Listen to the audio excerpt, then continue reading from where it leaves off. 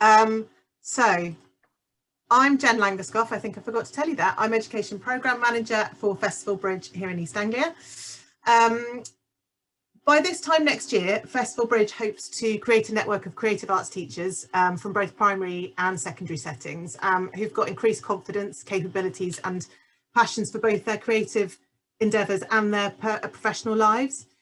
We've really tried to listen to the needs of our teachers so that we can continue to develop a termly programme which will encourage lots of exciting conversation and hopefully lots of purposeful action.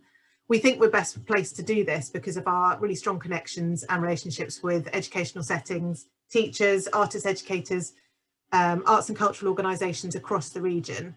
And this programme is about, the theme is making positive change, so advocacy, subversion and pioneership. We listened to the feedback that some of you gave us from attending the previous programme, and we spoke to a group of teachers in a focus group, and from that we really thought about what the programme, this programme could entail. So we hope that the speakers, the brilliant guest speakers that we've got, will provide you with lots of food for thought in developing and instigating change in your creative practice, both in and outside of school.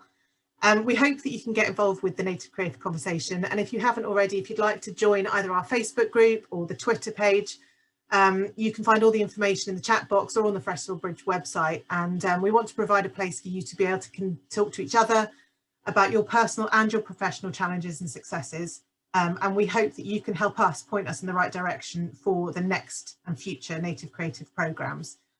As we did before, we're going to open a Jamboard at the end of the session for you to leave your comments and suggestions, and your feedback is really important to us and our speakers. So if you could just take 2 minutes just to stick some sticky notes onto James Hardie's page or any other sessions that you're going to attend. Just tell us what you thought about the session, why you came and what you'd like to see in Native Creatives in the future. That would be really, really brilliant. I also encourage you to really think about some questions for our great speakers. What might help you with your personal and professional endeavours? How might a specific topic that they have spoken about connect with something that you're working on? And what advice might you seek from our speakers to help drive your ambition to make change? So we've all said hello on the camera. I was going to do that now, but we've said it already. So without further ado, I'm going to introduce our first speaker for Summer Native Creatives, which is James Hardie. So welcome to James. James has just completed his first Norfolk and Norwich Festival as music programmer, where he leads on artistic planning across classical and contemporary music, and he only joined the team in the middle of a pandemic in August 2020. He's also the general manager of the Marianne Consort, an internationally touring vocal ensemble where he oversees artistic planning, outreach work, commissioning and fundraising. He's passionate about giving audiences new and surprising experiences through music and has a particular interest in engaging children and young people with classical music. James studied at Oxford University, where he read history and music and was an academic and an organ scholar at Keble. Is it Keble or Keble College? Keble. Keble, I thought it might be. It gives me really great pleasure to welcome James to this opening session of the Native Creatives Summer Programme. So thank you, James, and over to you. Thank you very much, Jen, and it's great to be here with you all this afternoon. Thanks very much to Festival Bridge for inviting me. Jen's already said some words about what I do. I think it's also important to say that alongside my work programming the festival, which essentially means kind of working with and choosing the artists that will come to perform here, I'm really involved with the outreach work that the festival does and the creative engagement, and trying to offer creative opportunities to people of all ages and all situations across Norfolk. And I really firmly believe that organisations like the festival should be spending as much time as possible in schools and with educational organisations to kind of encourage creativity as early as possible, really. So I have two aims today, really, with my presentation. Firstly is to show how music can be an arena for dialogue and subversion and even protest. And I'll show a few select artists and how they found unique ways to tell stories and influence societal and cultural change through music.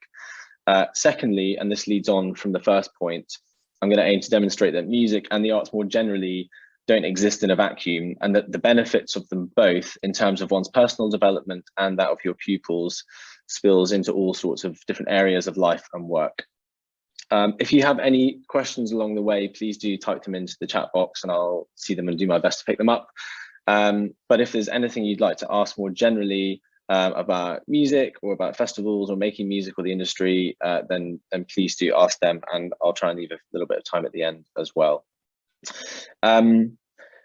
So I'm going to start today by going through a few examples of some of my favorite artists who have found their own incredibly unique voices and who stand out through history as being particularly subversive in the face of broader societal change, or who have pioneered totally new ways of thinking.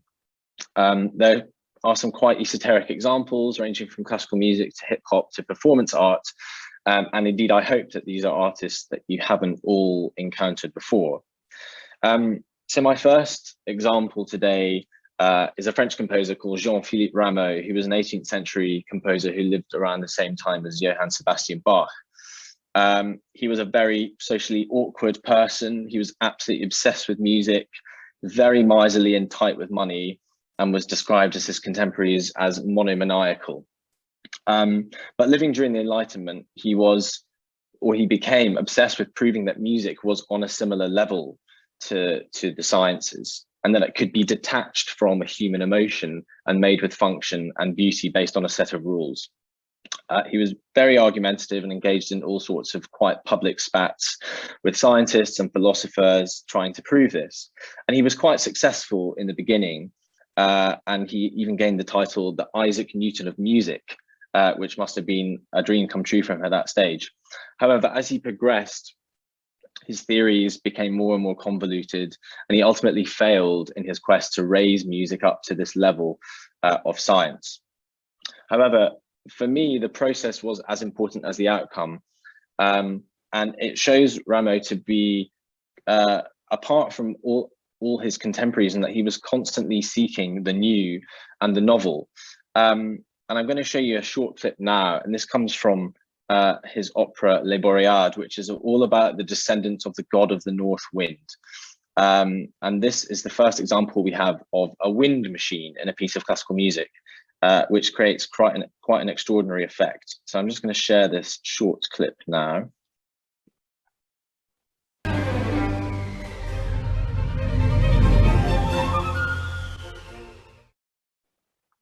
So that was a little bit of Les Boreades.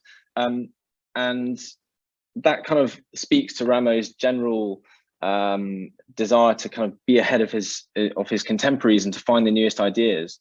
And so I'm going to play another little short clip now, which comes from a work of his called Les Hommes Galants, or The Amorous Indians.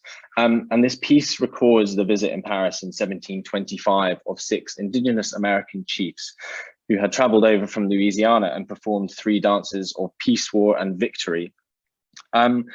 Looking back now, we would probably consider this work to be a fairly crude attempt to kind of distill the nature of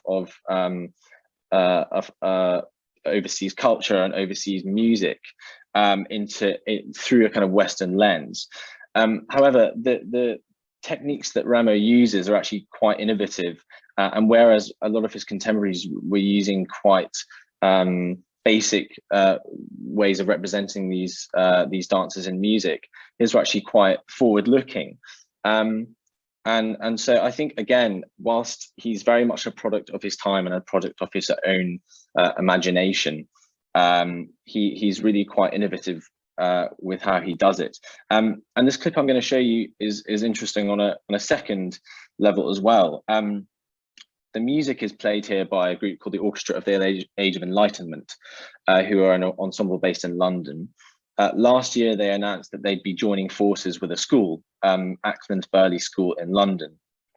So the orchestra are now based in the school, their offices are there, they hold recordings there, they hold rehearsals there, and they work throughout the year with students. And I think this is an absolutely incredible model that other music organizations can learn from. So this video I'm about to show you is one of the first their collaborations, in which the pupils have created original choreography to the music played by the orchestra. So here we are.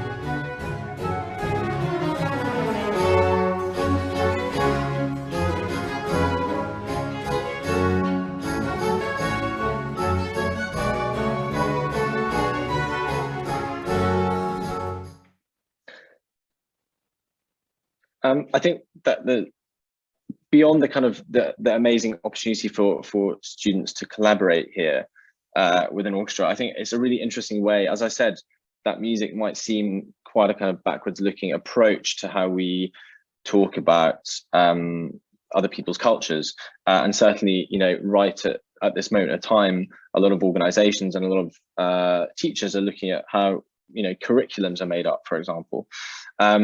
But I think this way of giving the children ownership of this piece of music and asking them to create their own response to that is a really valuable tool in that aim. So I'm going to move on to my second example here. So just over 200 years later, after Rameau, there was another French composer who wrote a work of quite astonishing hope and perseverance in the face of adversity. And this was Olivier Messiaen, who wrote his quartet for the end of time whilst captive in a prisoner of war camp in Gorlitz, present-day Poland. Somehow finding himself with a professional violinist, cellist, and clarinet player in the camp, and persuading a guard to give him a pencil and paper, he wrote the quartet, a 50-minute work, and performed the work for the first time in the camp in front of 400 prisoners and guards. Messiaen was a very unique voice in the 20th century, and he was a composer and teacher, a devout Catholic, but was hugely inspired by the natural world and spent a huge amount of his time recording it and working out how to notate birdsong. And in fact, the quartet for the end of time, which we're about to hear a snippet of, was the first work in which he used birdsong, trying to imitate the blackbird and the nightingale. And he spent the next 50 years of his life using birdsong in all of his music, from operatic work to choral and orchestral work through to miniatures for the piano. So here's a little snippet of the quartet for the end of time.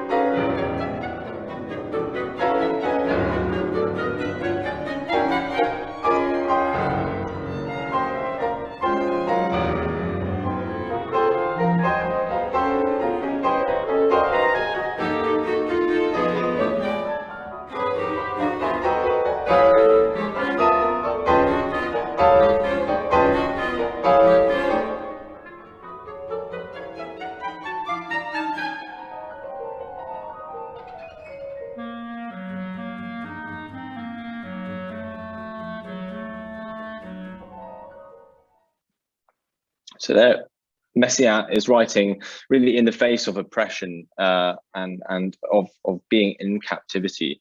I always find it incredibly difficult to even envisage that being performed in a prisoner of war camp, but incredibly it was. You know, they managed to kind of gather the instruments from amongst the prisoners there, and I think they raised donations to try and get a piano into the camp.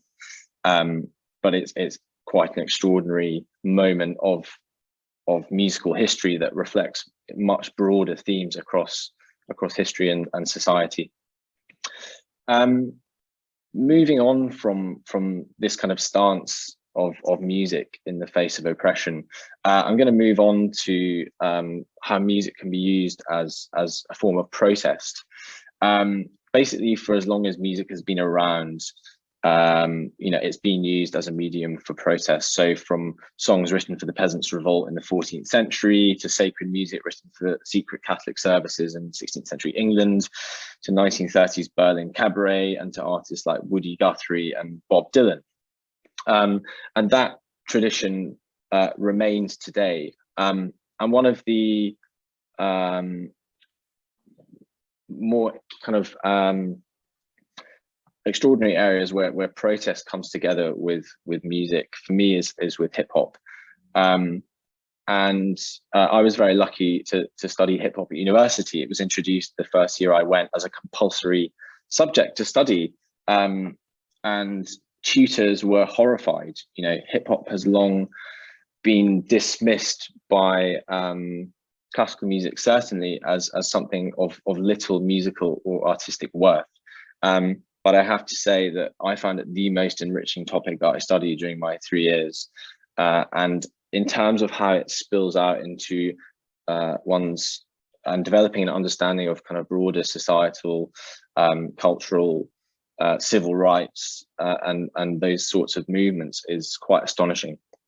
And once you understand how hip hop is created and how it uses samples, you know, it might use police sirens or news bulletins or gunfire to weave a web of cultural literacy and intertextual reference, or how rappers might use multiple voices in one song to critique themselves and their environment. It becomes endlessly rewarding as a kind of textual exercise as much as anything, and that's before you even add in the musical content of this. And of course, on a first listen, the complexities are lost often, just as they would be when you read The Wasteland or Gerald Manley Hopkins' poem for the first time. It seems like gobbledygook.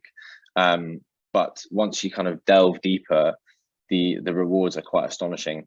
So I'm going to play a track now by Kendrick Lamar from his 2017 album Damn, which he won a Pulitzer Prize for in 2018. And again, that was quite a seismic moment in the musical world, because it was kind of the first time that hip hop was recognized at a more kind of academic level, I suppose, as being a serious discipline. And it's quite an astonishing album. Kendrick Lamar draws on all sorts of things like jazz, rock music, soul, and more kind of modern and contemporary hip hop to weave together this quite astonishing tapestry that captures the, you know, even now that kind of zeitgeist in America, and particularly in Black America, of injustice and a feeling of kind of resentment towards what the American dream is all about. So here's another clip here. This song is XXX from the album Damn, and the lyrics will appear on screen shortly after it starts.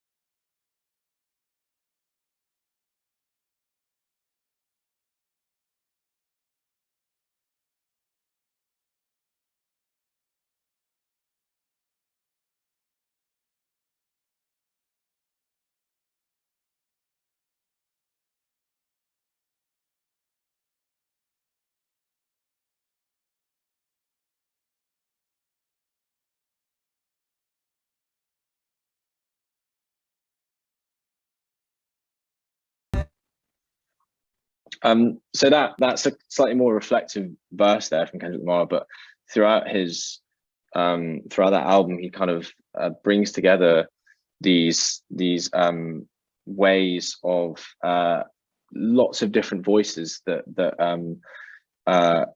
create this huge kind of narrative. But within that, there's a huge amount of space for dialogue and debate.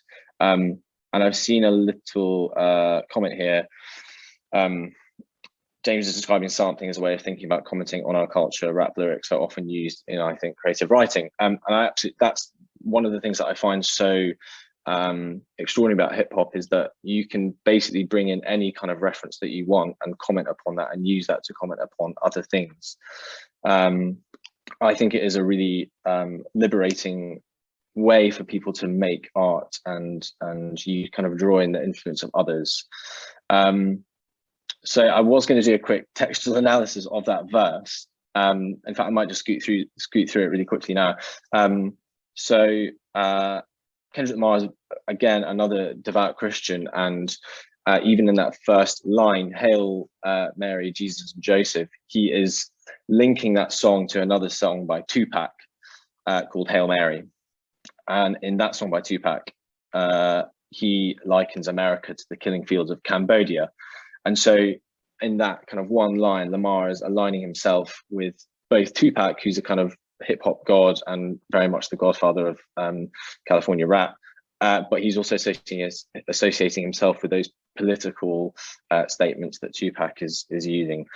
And then he moves very deftly to kind of criticize systemic and generational prejudices that enforce the dividing lines between black and white. You know, we heard like barricaded blacks and borders, and rich and poor America, and is essentially asking, you know, what is making America tick? American blood mixed with gin, essentially, was his answer. As with any work of art, the analysis on the page doesn't really do it justice.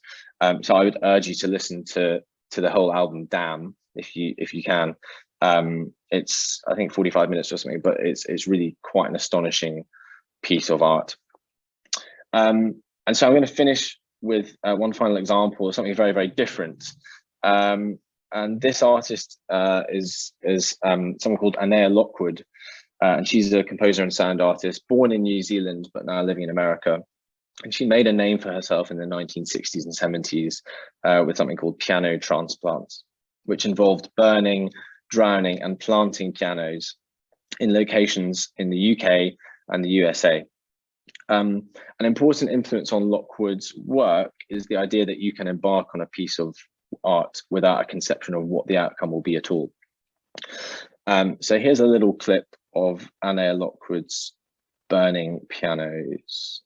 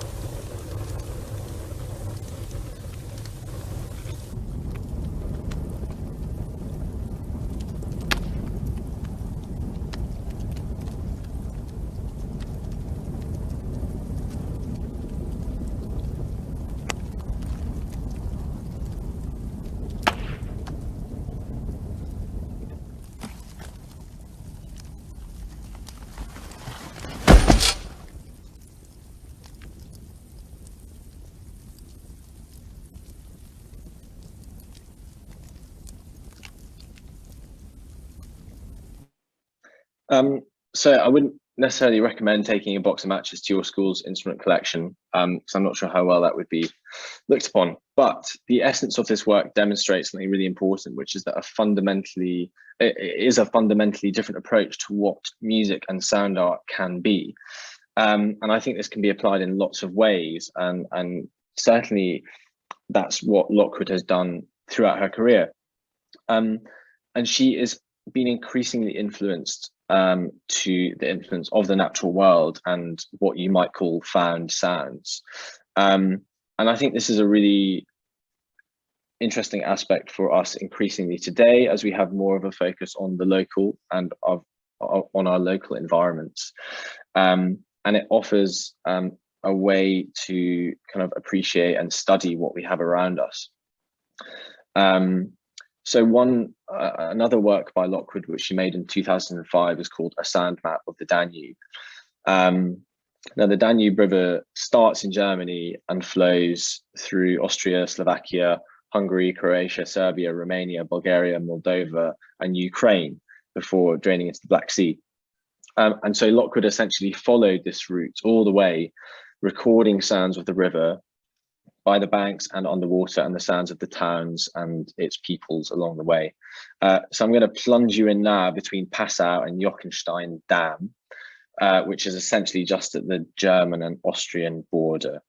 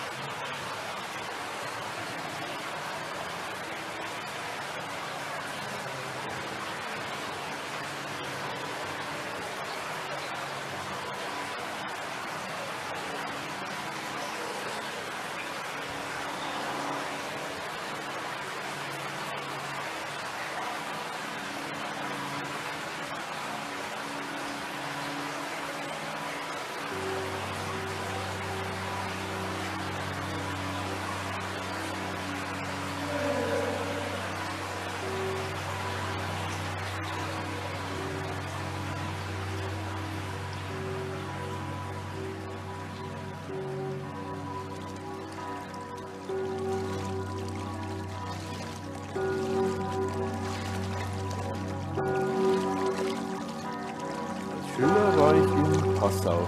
Ich war 9 Jahre am Gymnasium und ich war dort in einem Schülerheim. Das war in der Altstadt, so ungefähr am Zusammenfluss von Donau und Inn. Und wir konnten auch von unseren Fenstern aus die Donau riechen. Das war auch, also ein Fluss riecht. Ich kann mich einfach am intensivsten an diese Gerüche noch erinnern. Und diese dumpfen, modrigen Gassen mit dem Flussgeruch. Wir haben manche Überschwemmungen auch erlebt, zwar keine riesengroßen, aber doch solche, dass der Verkehr und das ganze Leben, Schulleben auch erheblich gestört war. Manchmal konnten die Lehrer nicht kommen, so fiel die Schule dann 1-2 Tage aus. Und ja, unsere Freizeit, die durften wir dann oft an der Ortsspitze verbringen. 1 oder 2 Stunden am Tag, wenn schön Wetter war, ein Eis kaufen und Donau war für mich dann Freiheit. Kein Druck, war für mich einfach Muße, Ruhe, jetzt habe ich frei.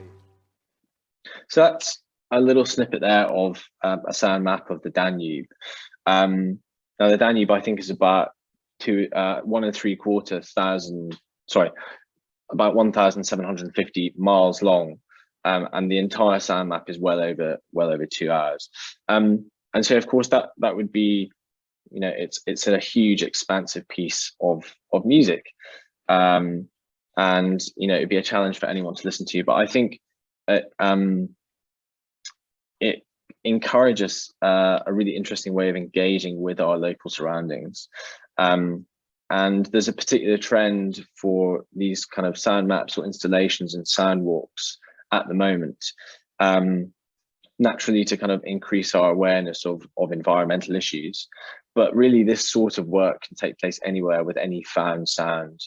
And, you know, recently we've worked on projects at the festival where people are being encouraged to make music from plant pots or radiators or fences or shells or bottles. So this is something that can really be applied to any part of life. And I think that approach that Lockwood has, whether it's burning pianos or drowning a piano or recording the River Danube, it's a really fresh approach to considering what music and what creativity can be. And I think in many ways it kind of harks back to Rameau, where he sees, oh, well, what's this strange contraption called a wind machine? Well, perhaps that could be incorporated into one of my pieces of music. So that's a kind of whistle-stop tour of four artists who I think are really interesting. I'm just going to spend a couple of minutes now on kind of how this might translate to the classroom. So we've seen with all the pieces of music, or at least I've tried to kind of demonstrate how they go way beyond music, and they're records of cultural shifts or moments of human desperation, or shouts of protest, or reflections of the natural world. And I've become kind of increasingly aware over the last few years, but particularly in the last year, kind of dwindling support of culture and the arts from the state, and particularly in the last year, the emphasis on STEM subjects from the government. These are, as the government would say, what got us through the pandemic, or at least to where we are now. And certainly, you know, you can't deny the brilliance of the scientists and epidemiologists and statisticians and doctors and nurses and researchers who have got us, who have risen to the challenge of fighting COVID. However, what comes at the cost of promoting these subjects is the arts and the humanities. And it is a cliche perhaps to say, but these are the things that allow us to understand what it is to be human, or to be part of a community, or to share, or to empathize. And I'm not saying for one moment that we should be promoting the arts over STEM, but the two should never be mutually exclusive. And undoubtedly, and I'm sure everyone here would agree, that arts make for more empathetic people, but it also makes for, you know, more confident people. And the arts education is not about turning everyone into a violinist or a sculptor or a novelist.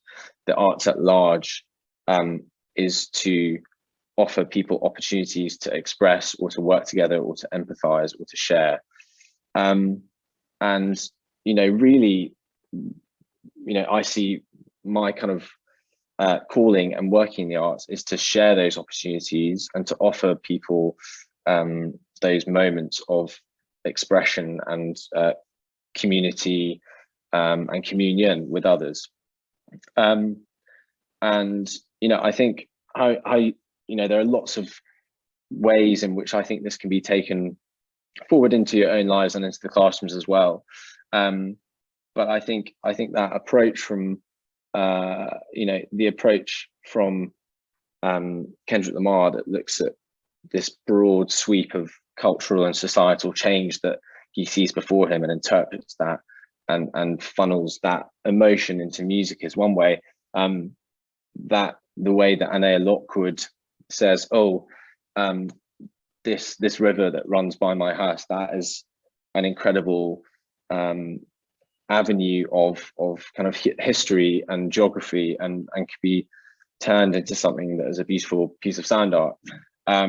Or it can be, you know, Olivier Messiaen's kind of scream in the face of oppression, and the kind of a beacon of hope for other people around him. Or it can be Rameau, who is totally bonkers and very antisocial, but is totally obsessed with the new and the novel. But I think what unites those four is that they had incredible confidence to go out and find their own unique voice with what was around them, and to really make a case for what they believed in. So I think that's all from me. I've put together a short kind of reading, writing and listening, or reading, watching and listening list, which hopefully the Bridge team will circulate afterwards. But I'd be really happy to take any questions now. I know we're kind of slightly short on time, but if there is anything else. Yeah, that's brilliant, James. Oh God, there's so much to talk about there, isn't there? There's loads of questions I want to ask you, and we've had lots of brilliant comments. I just wonder whether we should just open up to any practicing teachers in the room at the moment who feel that they want to ask James a question that's relating to their own practice, their own professional practice, or something that they think could be really helpful to something they're working on with their pupils. Is there anybody that would like to do that? I know that Emma Booth, you were talking about how you're going to use it in your school. Did you say with your year fives you were going to bring it in? Yeah, did you want, is there anything specific that you wanted to ask James at the moment? No. Okay. Oh yeah, there we go. Year five's team up with the class in America on the Social Justice Project. And the thing that really resonated with me right from the beginning was that you talk a lot about process being as important as outcome. And I think for pupils in schools, that is across all the arts, I think that's really, really important. And we're very quick to think we've got to have a final outcome as a painting or a piece of music. I think when you were talking about the prisoner of war camp and writing in captivity, I immediately thought of the children in schools being kind of almost held captive in these kind of institutions, with often not enough resources of instruments and money to pay for this kind of all singing, all dancing arts provision, but to utilise their locality and to utilise everything that they've got and to create unexpected noises and sounds just from what's around them, and it really helps them to engage in music in a different way, in a way that I certainly wouldn't have thought about as a non-practice, not as a musician. But there's so much food for thought there. Thank you so much, James. Is there anybody else that would like to ask James a specific question from the group? I think you've given us so much to think about, to write down and take away. Any of the Bridge team, would you like to further ask James any questions? Abby? No, just thank you. I think that it was a really lovely opening to our Native Creative series.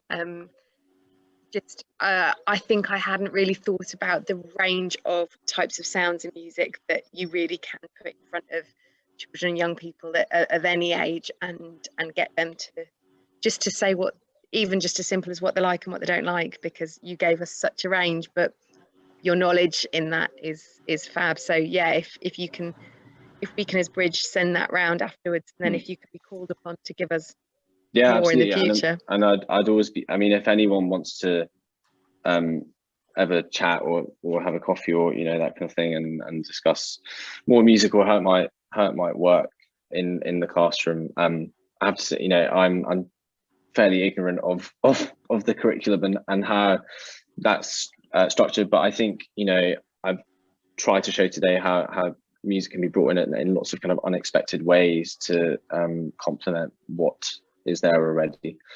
So yeah, very happy to be called upon. I think actually, James, having a lack of knowledge of the national curriculum puts you in an amazing position, because it means that you can totally start afresh with it, and essentially I think we all agree that that's kind of what we need, isn't it? That some real fresh pairs of eyes to make it more culturally diverse, more inclusive, more appropriate, more contextual for the pupils that are in today's schools. That's amazing. Thank you so much, James. Thank you everybody for coming to this session. If you would like to just click onto the Jamboard that Sava has or Georgia has posted into the link, we've just got 3 little questions. If you are able to answer all 3 with a sticky note, I hope you know how to use Jamboard. You click on what looks like a sticky note, I think, or is it a pen, and put a sticky note in each section after the question. It's really helpful for us. It's really helpful for James. And it's really helpful when we're thinking about amazing speakers like James for our next session. If you are able to join us for the next session of Andrea Zafaruku and you haven't booked already, I think you can still go onto the Festival Bridge website and book your place. It'd be lovely to see you there. I'm sorry you're going to hear me say very similar things 6 times today if you're booked on all sessions. But I'd just like to say thank you so much again to James for giving up his time and his working day to join us at the very first Native Creative. So thank you and well done. Thanks very much. Thank you so much. It's lovely to see you all. Thank you. And hopefully to see you in small sessions later on in the week.